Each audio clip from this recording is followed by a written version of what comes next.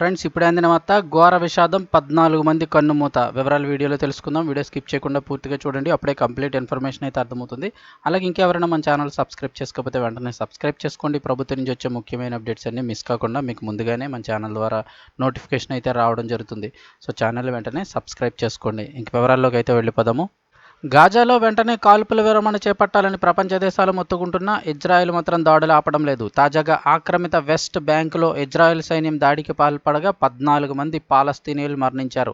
ఈ ఘటనలో గాయపడిన వారిని తీసుకెళ్లేందుకు వచ్చిన ఓ అంబులెన్స్ డ్రైవర్ను కూడా హతమార్చినట్లు పాలస్తీనా ఆరోగ్య మంత్రిత్వ శాఖ తెలిపింది.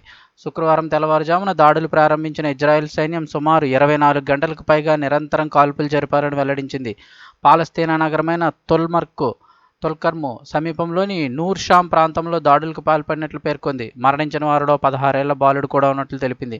మరోవైపు ఈ దాడిలో అనేక మంది మిలిటెంట్లు మృతి చెందారని, ఎదురుకాల్పుల్లో తమ 4 సైనికులు గాయపడ్డారని ఇజ్రాయెల్ సైన్యం తెలిపింది.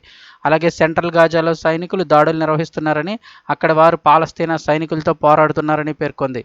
కాగా 1967 యుద్ధంలో వెస్ట్ బ్యాంకును ఇజ్రాయెల్ స్వాధీనం చేసుకుంది. అప్పటి నుంచి ఇజ్రాయెల్ పాలస్తీనా ఘర్షణల కేంద్రంగా మారింది.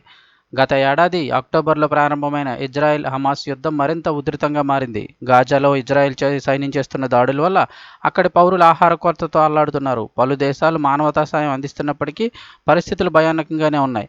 అయితే గాజాలో కాల్పుల విరమణ చేపట్టి మానవతా సాయాన్ని వేగవంతం చేయాలని పలు దేశాలు డిమాండ్ చేస్తున్నప్పటికీ ఇజ్రాయెల్ దాడులు ఆపడం లేదు. యుద్ధం ప్రారంభమైనప్పటి నుంచి ఇప్పటి వరకు 34,000 మంది పాలస్తీనియన్లు అయితే మరణించారు.